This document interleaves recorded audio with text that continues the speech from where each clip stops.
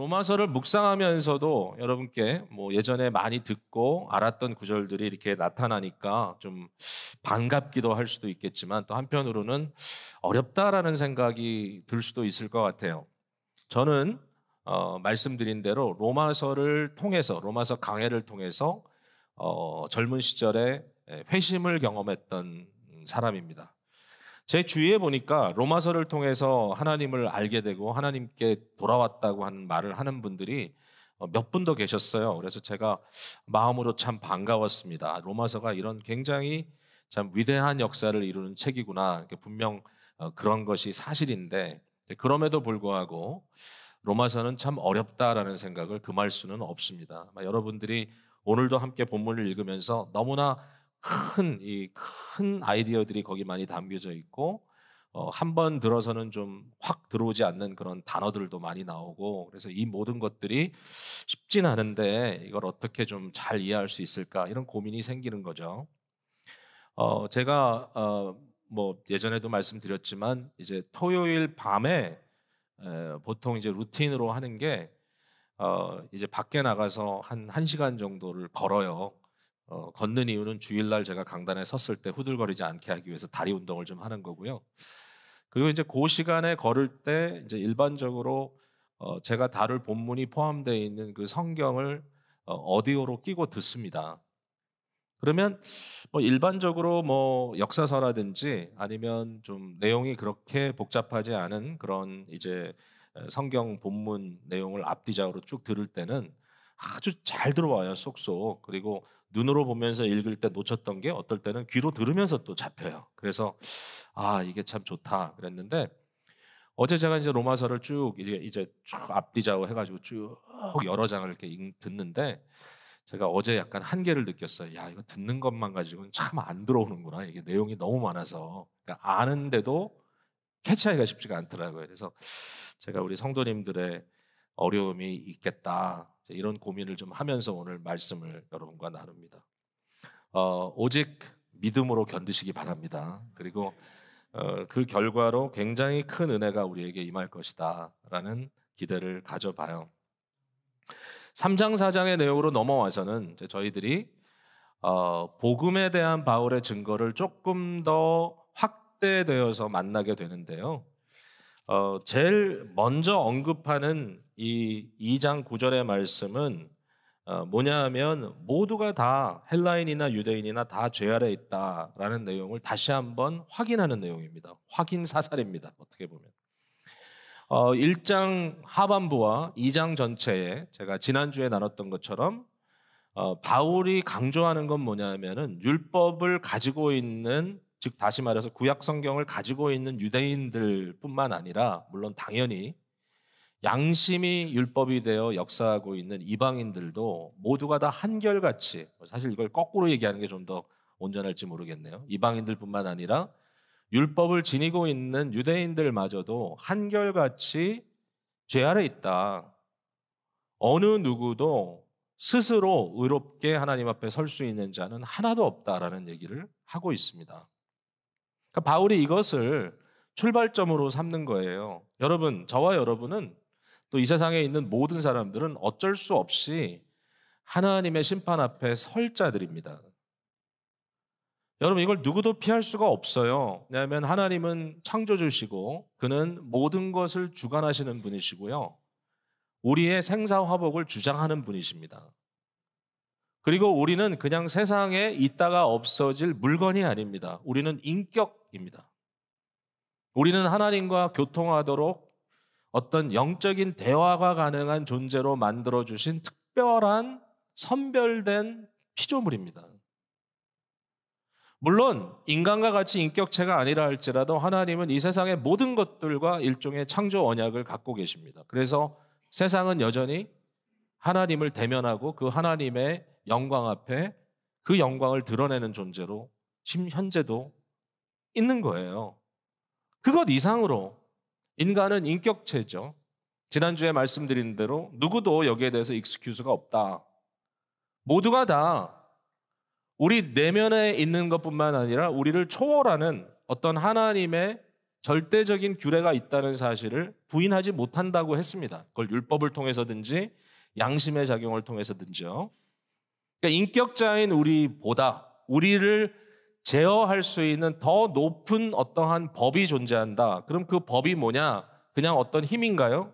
그냥 어떤 생각인가요? 아니면 돌이나 나무 같은 물건인가요? 아니죠. 그것은 우리보다 훨씬 더 위대한 인격체라고 말할 수밖에 없는 거죠.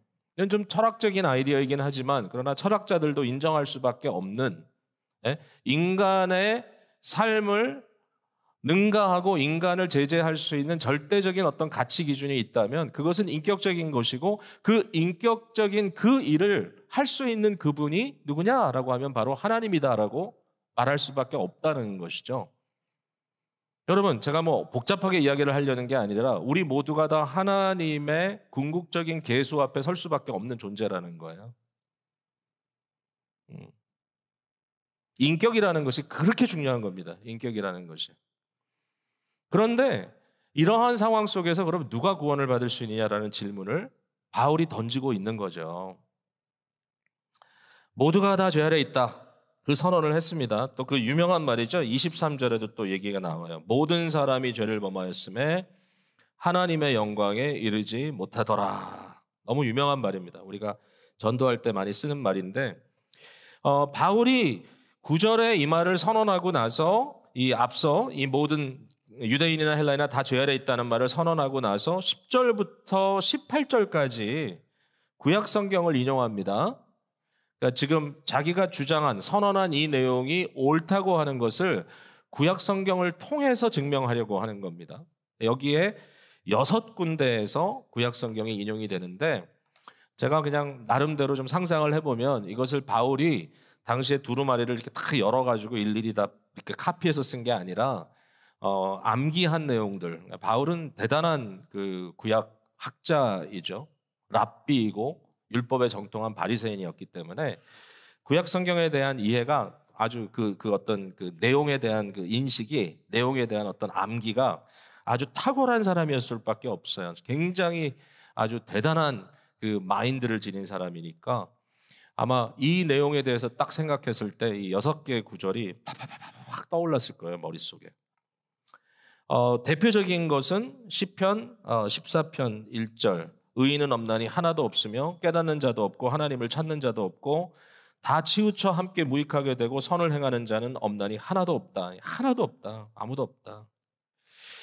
자, 그렇다면 이런 질문은 여전히 생깁니다. 아니, 하나님께서 구약의 이스라엘 백성들을 아브라함 때부터 이렇게 택하여 가지고 아브라함을 그 가족을 선택해서 아브라함의 이 자손들 중에 야곱의 12아들을 통해서 12지파가 생겨 이스라엘이 형성이 됐는데 하나님이 그들을 출애굽 사건을 통해서 건져내시고 그들을 시내산까지 불러 율법을 주셨는데 그러면 유대인들에게 주어진 율법은 아무 의미가 없단 말인가? 여러분, 이 질문 되게 어려운 질문이에요. 바울 스스로가 유대인 아닙니까? 사실 로마서에서 이 문제를 다루려고 애를 씁니다. 이제 9장에서 11장까지 좀 더 구체적으로 유대인의 문제를 다루고 있고요. 이 율법에 대한 이슈를 계속 여기저기서 언급하고 있어요. 그럼 율법은 아무 의미가 없는 것인가? 여러분, 율법 또는 심지어는 유대인이 아니라 할지라도 양심이라는 것이 부분적으로나마 율법의 역할을 해주고 있다라고 바울이 얘기하는데 그러면 양심은 아무 이슈가 없는 것인가? 그것은 아무 도움이 안 되나? 그렇지 않다라고 얘기합니다. 율법의 역할은 뭐냐면 자 19절을 한번 보세요. 우리가 알거니와 무릇 율법이 말하는 바는 율법 아래에 있는 자들에게 말하는 것이니 그러니까 율법 아래에 있는 사람들에게 당연히 율법이 말을 하겠죠. 이는 모든 입을 막고 온 세상으로 하나님의 심판 아래 있게 하려 함이라. 이게 무슨 얘기인가 하면 율법은 결국 모든 사람들이 죄인이라고 하는 사실을 깨닫게 해준다는 거예요. 그것을 증명해줘요. 그러니까 율법은 죄로 깨닫게 해주는 역할을 하는 겁니다. 자, 20절에 나와 있어요. 그러므로 율법의 행위로 그 앞에 의롭다 하심을 얻은 육체가 없나니 율법으로는 죄를 깨달음이라. 율법으로는 죄를 깨달음이라. 여러분, 바울 사도가 율법주의자 아닙니까 원래? 바울 사도는 민족주의자여 율법주의자입니다. 그가 어떤 생각을 했냐면은 결국 율법을 통하여 모든 것들이 가능하다고 그런 생각했어요. 이스라엘 백성들을 통하여 하나님이 세상을 어드레스 하시고 결국은 그의 선민을 통하여 하나님께서 민족들을 제압하는 그런 역사를 하실 것이다. 그리고 이 모든 것의 중심에는 율법이 설 것이고 율법화가 결국은 인간을 구원할 수 있는 유일한 하나님의 수단일 것이다라고 그가 생각하고 있었단 말이죠. 구약을 너무 잘 알고 있던 바울 사도의 머릿속에 완전히 그냥 꽉 채워져 있는 사상이에요. 이것이 바로 바울의 세계관이에요. 율법주의, 민족주의. 1장을 나누면서 말씀드렸지만 이러한 사상에 꽉 사로잡혀 있었던 바울에게 부활하신 그리스도가 나타나셨어요.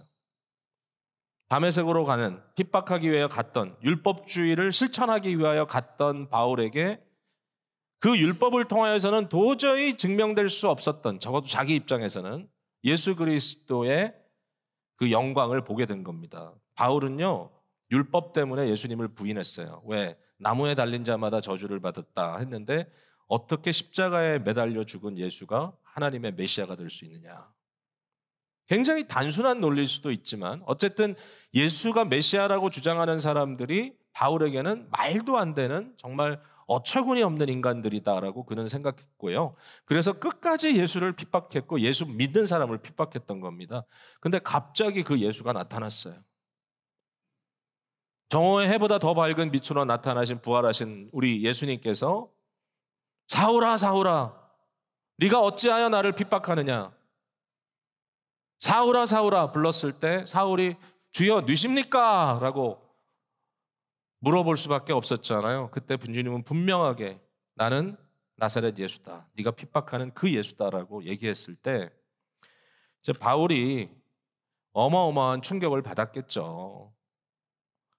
여러분 사람이 그냥 몸에 누가 한번 펀치를 팍 해가지고 그거 한번 맞는 것도 아프고 힘들지만 내가 믿고 살았던 나의 삶을 여태까지 지탱해줬던 그 원리가 하루 한순간에 깨져버리는 것 얼마나 힘든 일인지 몰라요, 여러분. 여러분에게 의지가 됐던 것, 나는 이것 때문에 살아. 나는 이것. 많은 분들에겐 자존심일 수도 있고요. 많은 사람에게는 내가 할 수 있다고 하는 일종의 컨트롤 의식일 수도 있어요. 내가 옳다라고 하는 굉장히 자기 오름에 사로잡힌 분들도 많아요. 제가 이런저런 분들 많이 만나니까 이야기를 해보면 정말 책에 볼 수 있는 그런 굉장히 텍스트북 케이스가 있더라고요. 정말 들어보면 정말이야? 정말 저렇게 생각하셔? 할 정도로 자기 의로 가득 찬 분들도 계셔요. 근데 어느 순간에 자기가 전혀 예측지 않았던 전혀 상상지 않았던 그런 일을 만남으로써 그 모든 생각이 깨어질 때 저의 삶 속에도 물론 복음의 역사가 일어났던 그런 변혁도 있었지만 제 인생의 어떤 살아오는 방식에 대해서 어느 한순간에 모든 것이 다 이렇게 풀려져 나가는 것 같은 그런 무장해제가 돼버리는 그런 순간도 있었거든요. 그때 느껴지는 그 느낌? 여러분 쉽지 않습니다. 근데 이거 잘 여러분들이 넘어가면 여러분의 인생에 위대한 일들이 벌어지거든요. 바울이 그걸 겪은 거예요. 바울이. 그래서 구약 성경 이 율법이라는 하는 것이 어떤 의미인지가 바울에게 새롭게 이해되기 시작했어요. 바울이 다메섹에서도 눈먼 상태로 한참 생각을 했을 겁니다. 그 안에서 그냥 머리가 컴퓨터처럼 돌아가니까 그냥 구약 성경 암기한 내용들을 어디다 도대체 예수를 껴맞춰야 되지? 결국 율법에는 답이 없었구나. 율법 자체가 답은 아니었구나. 율법은 귀한 거예요. 율법은 선한 거예요. 바울은 그걸 포기하지 않아요. 그거 옳아요. 율법은 하나님의 말씀으로 주어진 게 맞아요. 그러나 그 율법에는 목적이 있어요. 그 율법은 무엇을 위해서 주어졌느냐? 율법은 죄가 죄되게 하기 위해서, 율법으로는 죄를 깨닫게 하기 위해서 주어진 것이다. 결국 율법은 답이 아니라 율법은 질문이다. 여러분 질문을 잘하는 것도 굉장히 좋은 거예요. 질문을 잘해야 좋은 답이 나와요. 질문이 이상하면 답도 어려워요. 제가 토요일마다 사랑방 질문을 만드는데 많은 분들이 저한테 질문이 이상하다 그래요. 질문 잘하는 게 보통 어려운 일이 아니에요. 율법은 질문을 던지는 거예요. 그럼 그 질문에 대해서 답을 누가 주느냐? 과연 답은 어디 있느냐? 이제 바울 사도가 여기에서 이제 하는 말이 뭐냐면은 율법 외에 21절입니다. 이제는 그리스도 예수의 오심과 함께 나타난 종말의 상황 속에 율법 외에 하나님의 한 의가 나타났다. 하나님의 한 의가, 하나님의 한 의. 저는 이 말이 바울이 1장에서 말하고 있는 복음이라는 단어와 동일한 의미라고 생각합니다. 복음은 뭐냐? 하나님의 의이다. 이 하나님의 의라는 것은 무슨 뜻인가 하면요, 이런 거예요. 하나님의 오르심, 하나님께서 하시는 일이 맞았다라고 하는 것이 증명되는, 하나님의 오르심, 하나님의 타당하심, 하나님의 그 모든 일들이 공정하다고 하는 것, 이것이 드러나는 것을 하나님의 의라고 얘기합니다. 하나님의 의. 하나님의 의가 어디서 드러나느냐? 이제 바울 사도가 그것을 복음이라고 설명하는 겁니다. 뭐냐면 창조주 하나님이시오 모든 것을 주관하시는 그분께서 그리스도 예수를 통하여 그의 백성을 구원하신다. 이게 복음의 스토리잖아요. 결국 하나님의 의는 어떠한 추상적인 어떤 띵이 아니라 바로 하나님의 오르심을 증명해내는 스토리라인인 것이죠. 결국 그 하나님의 오르심이 증명되는 사건이 뭐냐? 예수 그리스도 사건인 것이고, 그 예수 그리스도 사건 아래서 하나님이 옳다고 주장하였던 사람도 옳았음이 증거되는 것이 바로 의롭게 믿음으로, 그 믿음으로 의롭다함을 받는 성도들의 원리인 거죠. 여러분이 되게 중요합니다. 그러니까 여기 보면은 25절을 한번 보세요. 25절. 자, 이렇게 써 있습니다. 이 예수를 하나님이 그의 피로써 믿음으로 말미암아 화목제물로 세우셨으니 이는 하나님께서 길이 참으시던 중에 전에 지은 죄를 간과하심으로, 여기 보니까 자기의 의로우심을 나타내려 하심이니, 다시 말해서 하나님께서 죄 있는 자를 용서하셔서 자기 백성을 삼으시겠다고 약속하셨던 그 약속의 말씀이 옳았음이 증명된 사건이 그리스도 사건이고, 결국 자기의 의로우심을 나타내셨는데 26절에 곧 이때 자기의 의로우심을 나타내서 자기도 의로우시며 또한 예수 믿는 자를 의롭다 하게 하십니다. 예수 그리스도를 통하여 하나님이 옳았다고 하는 것을 옳다고 믿었던 그 사람들도 옳았음이 증명될 것이다라는 거죠. 여러분 그렇죠? 자, 제가 어떤 분이 저분이 맞아, 저분이 옳아. 어떤 사람이 아니야, 그럴 리가 없어. 근데 어느 날 그분이 옳았음이 증명이 됐어요. 그러면 그 사람의 옳음만이 증명된 게 아니에요. 그 사람이 옳다고 얘기했던 나의 옳음도 증명이 된 거예요. 그죠? 그러니까 하나님을 믿는 나도 옳다고 증명되는 사건. 하나님이 옳았음, 하나님의 의가 성립되어서 결국 그 하나님의 의로움 안에 그에게 모든 것을 걸었던 나도 의롭다는 것이 증명되는 사건. 이것이 구원의 사건이고 이것이 복음의 사건이라는 거예요. 자, 이 하나님의 의, 복음의 사건을 바울 사도가 4가지로 설명을 해요. 자, 이게 되게 저한테는 좀 통쾌했던 게 뭐냐면은 1장 1절 이후에 첫 번째 섹션을 여러분께 말씀드리면서 이 복음에 대한 얘기를 바울이 참지 못하고 먼저 한다 그랬죠. 그러면서 바울이 그것을 4가지로 설명하고 있다 그랬어요. 2주 전 설교예요. 그때 4가지가 뭐였는지 여러분 기억하세요? 첫 번째는 이 복음은 구약의 선지자들을 통하여 미리 예고하신 것이다. 구약의 말씀에 이미 나온다. 이게 맥락이 없는 게 아니라, 갑자기 느닷없는 게 아니라 바울이 알고 봤더니 그게 아니었다. 두 번째는 뭐였어요? 그리스도 예수에 관한 것이다. 세 번째는 뭐였어요? 모든 민족에게 미치는 것이다. 네 번째 뭐였어요? 믿음에서 믿음으로, 믿음의 시스템으로 이루어지는 것이다. 요 4가지가 복음의 요소라고 여러분 말씀드렸잖아요. 오늘 본문 안에 그 4가지가 그대로 다시 드러납니다. 이게 저는 너무 기분이 좋은 거예요. 아, 그게 맞는구나. 연결이 되는구나. 자, 볼게요. 첫 번째, 구약에 이미 예언되었던 것이다. 21절입니다. 이제는 율법 외에 하나님의 한 의가 나타났으니 율법과 선지자들에게 증거를 받은 것이다. 이미. 자, 제가 이 말씀을 다시 드립니다. 바울 사도가 구약 성경을 다시 읽기 시작합니다.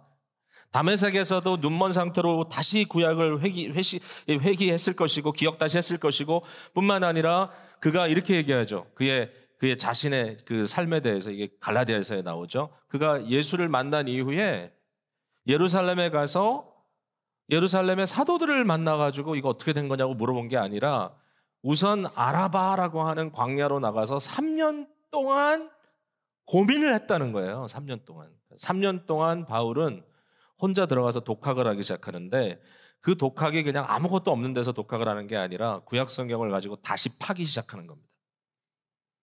3년 동안 구약 성경을 다시 파 들어간 바울 사도의 결론은 뭐냐면은 예수 그리스도의 복음이다. 나의 복음이라고 말하는 로마서에서 반복해서 말하고 있는 이 복음이 옳다라고 하는 사실을 구약의 연구를 통해서 증명해내기 시작하는데 결국은 바울에게 구약 성경은 예수 그리스도의 복음에 대한 예고였다는 것이 너무나 분명하게 이해된 거죠. 바울이 이걸 중요하게 생각하는 거예요. 아니 뭐 예수님 오신 다음부터 얘기하면 되는 거 아니에요? 아니에요. 바울에게는 이 구약 성경이 예수 그리스도를 증명하고 있다, 증거하고 있다라는 사실은 너무나 중요해. 그게 첫 번째예요. 그럼 두 번째는 뭐냐? 하나님의 아들 예수 그리스도에 관한 것이다. 예수 그리스도에 관한 것이다. 22절. 곧 예수 그리스도를 믿음으로 말미암아 모든 믿는 자에게 미치는 하나님의 의인이 차별이 없느니라. 자, 뭐 할 얘기가 너무 많아요. 이거 하나 가지고도. 자, 근데 이걸 딱 보는 순간에 저와 여러분은 어느 정도 교리로 컨디션이 되어 있기 때문에 이게 예수를 믿으면 내가 의롭다 칭함을 받는구나 라는 말로 그냥 싹 들어옵니다. 한마디로. 근데 사실은 이제 이게 우리가 그 본문에 대해서 좀 더 정직해야 된다라는 그런 면이 중요하게 작용을 하는 거예요. 그러니까 문법적으로 들어가서 보면 여기에 예수 그리스도를 믿음으로라고 번역되어 있는 이 내용이 예수 그리스도를 믿는 것보다는 예수 그리스도의 믿음이라고 번역되는 것이 훨씬 더 자연스럽습니다. 왜냐하면 문법적으로 소유격이거든요. Of Christ, of Jesus Christ. Faith, 믿음, 신실하심, 누구의? 그리스도 예수의. 자, 제가 이제 이렇게 말씀을 드리면 어떤 분들은 좀 혼란할 거예요. 제가 많은 얘기를 할 수도 없어요. 근데 이제 이런 생각을 제가 좀 하게 돼요. 그러니까 많은 사람들은 성경을 해석하는 분들은 요 구절 하나 가지고 여기에 모든 걸 담아내려 그러니까 문제가 많아요. 그러니까 그게 아니었네 그러는데 그건 아니에요. 예수 그리스도가 우리의 믿음의 대상이 되느냐, 내가 예수 그리스도를 믿을 수 있느냐, 당연하죠. 성경이 가르치는데 어디에 가르치나요? 온 곳에서 다 가르쳐요. 예를 들면 요한복음은 그것 투성이에요. 너희가 하나님을 믿으니 또 나를 믿으라. 예수님께서 말씀하신 내가 곧 길이요 진리요 생명이니 나로 말미암지 않고는 아버지께로 올 자가 없다. 너희는 나를 믿어야 된다. 예수를 믿는다라고 하는 표현이 굉장히 많이 나와요. 요한복음 같은 경우는. 요한복음은 예수님을 하나님의 아들이요 하나님 자신이라고 하는 것을 요한복음은 강조하고 있어요. 예수님은 우리의 믿음의 대상이에요. 성경 전체가 그것이 옳다고 말하고 있어요. 그런데 꼭 그렇다고 해서 22절이 로마 3장 22절이 그 개념만을 반복하고 있을 필요는 없어요. 예수님이 믿음의 대상이 되기도 하지만 그러나 예수 그리스도는 믿음이 무엇인지를 보여주시는 분이기도 합니다. 무엇보다도 하나님의 의로우심을 증명해내신 예수 그리스도의 신실하심이 굉장히 돋보여야 한다는 거예요. 하나님의 의로움이 어떻게 증명됐다고요? 예수 그리스도 사건으로. 내가 무엇을 믿어서 구원 얻는다. 너무 빨리 가지 마세요. 모든 게 나 중심이에요. 나의 경험, 나의 구원. 근데 그것보다 더 앞서가는 게 뭐냐면은 그 구원을 이루시기 위한 예수 그리스도의 모든 사역, 그의 삶. 그리스도가 무엇을 했느냐? 나를 위하여. 물론 맞죠. 나를 위하여. 근데 그가 하신 것에 대한 객관적인 이해가 선행되지 않고서는 내가 무엇을 믿는다 이런 것들이 크게 의미가 없어요. 그러니까 많은 경우에 사람들은 자꾸 긍정적인 사고라든지 뭔가 자기가 했다는 걸 가지고 자기의 어떤 의를 삼으려고 그래요. 결국 믿음이라 할지라도 그것은 행위예요. 행위로 구원 얻는 것이 아니라 믿음으로 구원 얻는다는 말의 핵심은 그리스도 예수께서 날 위하여 하신 일에 대해서 믿는 거거든요. 그러니까 그것에 대한 것이 이 중심부가 어디로 가야 되느냐? 그리스도 예수께 가야 돼요. 그러니까 여기서 지금 말하려고 하는 것은 이런 내용인 것 같아요. 결국은 하나님의 의로우심이, 하나님의 오르심이, 하나님이 타당하다고 하는 하나님의 신원되심, 하나님 스스로 신원하시는 이 하나님이 옳았다고 하는 그 사실이 예수 그리스도의 온전하신 신실하심으로, 그리스도의 믿음으로 결국은 증명됐다. 이것을 믿는 모든 자들, 그게 누구야? 우리입니다. 자, 예수님에 대해서 뭐가 증명이 된 거예요? 뭐가 신실하다는 거예요? 여러분, 4장으로 넘어가 볼게요. 자, 여기 아브라함의 믿음에 대해서 이야기를 하다가, 자, 24절에 이렇게 얘기합니다. 의로 여기심을 받은 우리도 위함이니, 이제 아브라함만이 아니라 우리 얘기를 합니다. 곧 무엇을 믿느냐? 예수 우리 주를 죽은 자 가운데서 살리신 이를 믿는 것이다. 예수님이 어떻게 됐습니까? 예수님이 그의 모든 삶을 통하여 신실하게 하나님만 따랐습니다. 하나님을 순종했어요. 그의 삶은 100% 율법의 온전한 충성이었어요. 하나님을 그대로 따랐어요. 심지어는 그의 죽음도 하나님께 대한 전적인 순종이었어요. 내 뜻대로 마옵시고 아버지 뜻대로 하옵소서. 우리를 구원하는 근거가 되는 예수 그리스도의 순종을 우리 두 가지로 얘기합니다. 그의 삶으로의 순종, 두 번째는 그가 죽으심으로의 순종. 이 두 가지가 다 우리를 위한 그리스도의 순종이고 그것이 우리에게 의가 된다 그랬습니다. 이 예수 그리스도께서 이처럼 하나님만 의존하고 살았을 때 그 결과가 뭐냐? 망했냐? 무덤에서 썩어버렸냐? 그게 아니라는 것을 증명하기 위해서 하나님이 지체하지 않으시고 3일 만에 예수님을 부활시키셨습니다. 예수님의 부활 사건은 뭐죠? 하나님이 옳았다는 사건이고요. 그리고 그 하나님만을 신뢰하고 자신의 생명을 바쳤던 예수 그리스도도 옳았다는 것을 증명하는 사건입니다. 우리는 뭘 믿느냐? 우리는 바로 그 옳으심을 이루신 하나님을 믿는 거예요. 무엇을? 그리스도 예수를 죽은 자 가운데서 다시 살리신 하나님을 믿는 것이다. 그러므로 우리는 그 하나님을 그리스도처럼, 그리스도와 함께, 그리스도 안에서, 그리스도와 연합되어 하나님을 온전히 신뢰할 때 하나님께서 의로우신데 그 의로우신 분이 우리도 의롭게 하신다. 우리도 의롭게 하시는 하나님의 역사를 경험한다는 겁니다. 자, 예수 그리스도 사건에 대해서 굉장히 여기서 이제 몇 가지로 표현해 주는데 이건 좀 저희들에게 그렇게 아주 생소하진 않습니다만 단어는 어렵습니다. 24절에 보니까 첫 번째 단어는 속량이라는 단어가 나옵니다. 예수 그리스도 안에 있는 속량으로 말미암아 하나님의 은혜로 값없이 의롭다 하심을 받았다. 우리가 이 속량이라는 단어는 영어로 이제 redemption 그러죠. redemption, redeem이라는 단어가 나옵니다. 여러분, redeem이라는 단어가 뭐냐면 우리가 일상적으로 상업적으로도 쓰죠. 예를 들어서 빈 병을 가져오면 그 병을 redeem 해줍니다. 그 redeem, 그 병값을 치러줍니다. 그죠?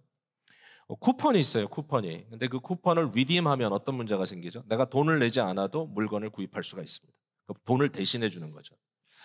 자, 이 redeem의 개념은 구약 성경에 어디 등장하냐면은 바로 형제가 형제의 것을 redeem해 주는, 이 속량해 주는 그러한 내용입니다. 자, 한번 들어보세요. 제 형님이 계십니다. 이게 이제 사실적인 얘기는 아니고 이제 가상으로 얘기하는 겁니다. 별로 좋은 얘기는 아닌데 우리 형이 쫄딱 망했습니다. 네, 좋은 얘기는 아니죠. 근데 쫄딱 망하다 보니까 이제 어떤 상황이 벌어졌냐면 우리 형이 자기가 갖고 있던 모든 소유가 다 차압당하고 다 압류당할 위기에 왔어요.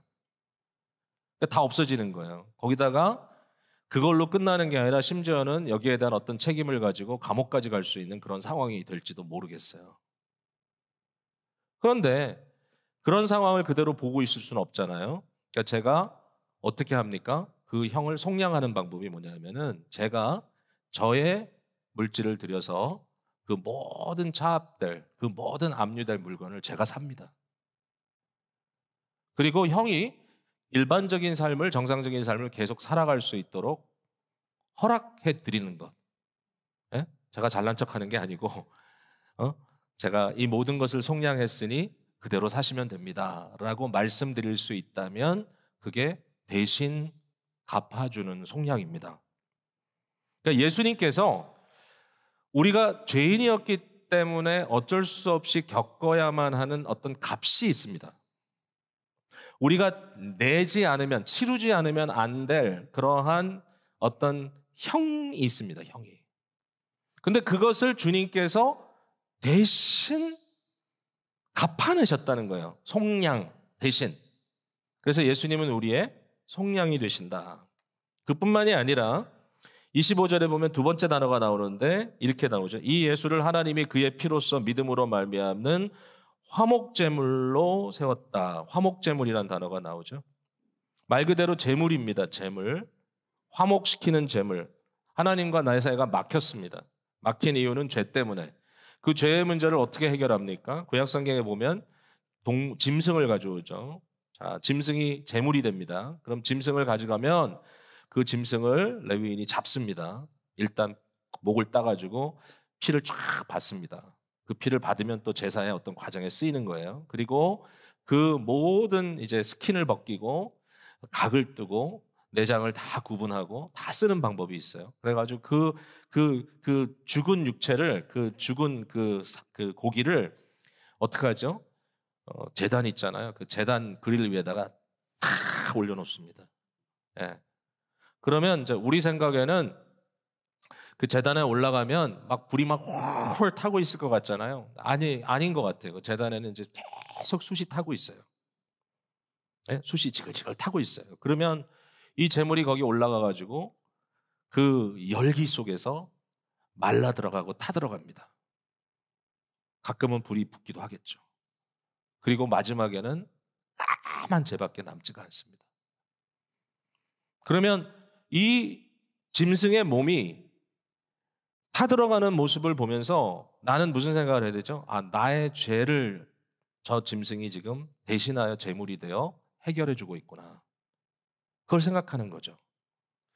예수님께서 십자가에 달리셨다는 말은 십자가가 예수님께는 바로 제단이 됐다는 얘기입니다. 제단.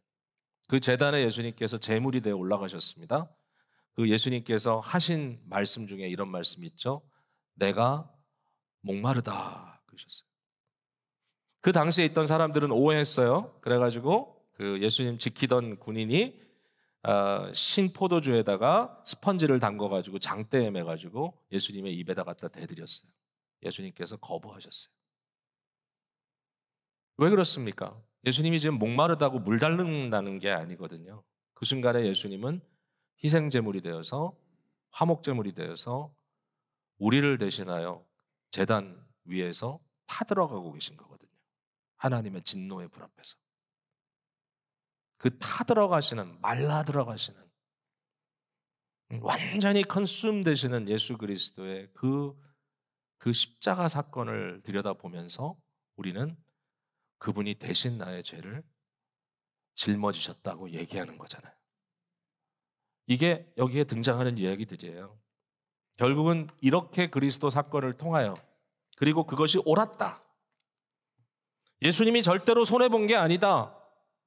예수님은 이렇게 하심으로 우리를 형제로 부르시기에 부끄러워하지 아니하시고 자기의 수많은 백성들, 이제 몸된 교회를 그리스도께서 몸으로 사시고 속량하여 사시고 머리 되신 주님께서 수많은 주의 백성들을 품으시는 새로운 인류의 출발점이 되시는 역사가 있었다.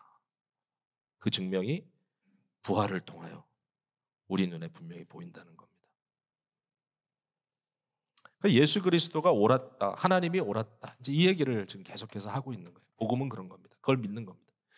자, 그 다음에 세 번째는 빨리 넘어갈 수 있어요. 모든 민족에게 차별이 없다는 거예요. For everyone. 모두. 믿는 모든 자에게 22절에 곧 예수 그리스도를 믿음으로 말미암아 모든 믿는 자에게 미치는 하나님의 의인이 차별이 없다. 차별이 없다. 29절에 하나님은 다만 유대인의 하나님이시냐 또한 이방인의 하나님은 아니시냐 진실로 이방인의 하나님도 되시느니라.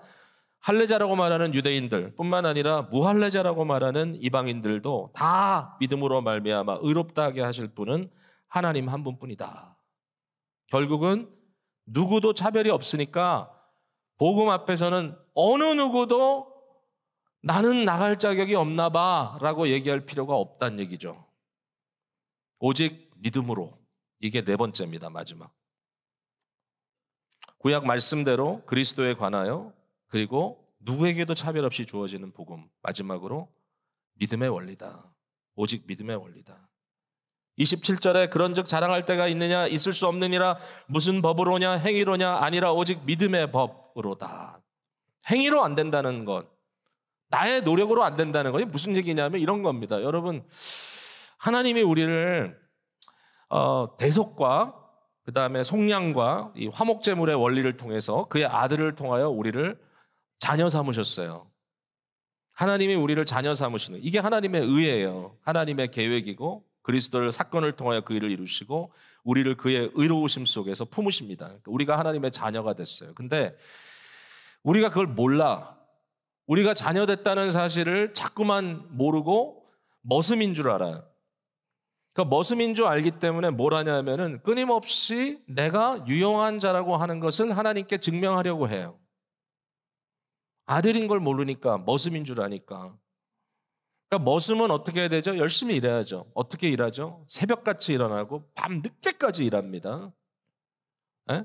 그리고 주인의 마음이 어떨까 미리 다 알아가지고 딱 적당한 시간에 물도 떠가고 하나에서 열까지 모든 것을 다 두렵고 떨리는 마음으로 해내려고 하고요. 그 평가를 받고 싶어 합니다. 머슴에게, 종에게 주인은 두려운 존재입니다. 아주 분명한 존재입니다. 그래서 1달란트를 받은 종처럼 혹시라도 내가 이 1달란트를 받았는데 이거 날리면 진짜 난리다. 이건 큰일이다. 그래가지고 그 1달란트를 수건에 꼭꼭 싸서 땅에 묻었다가 다시 갖다 드립니다. 심지어는 종에 대해서도 우리 하나님은 그런 하나님이 아니시잖아요. 종들을 불러놓고 5달란트, 3달란트, 1달란트 어마어마한 돈이거든요. 이건 오늘날 돈으로 계산하기조차 어려운 어마어마한 엄청난 투자액이거든요. 그거를 주면서 야, 비즈니스 해라. 거기에는 리스크가 따르잖아요. 주인을 어느 정도 신뢰해야 그걸 할 수 있습니까? 이걸 날렸다가는 나는 쇠고랑 차겠는데 어떻게 그렇게 일을 하겠어요? 그것보다 한 걸음 더 나가서 우리를 하나님의 자녀다.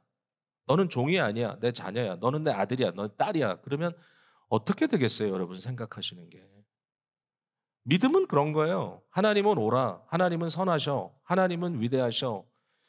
여러분, 이스라엘 백성들의 문제가 뭡니까? 믿음이 없는 겁니다. 그 믿음이 없으면 어떻게 증명되죠? 왜 우리를 애굽에서 끌어서 여기까지 갖다 놨느냐? 하나님이 우리를 외국에는 묻을 데가 없어서 장사 지내려고 우리를 여기 데리고 왔느냐? 예? 하나님이 우리를 다 여기서 몰살시키려고 하느냐?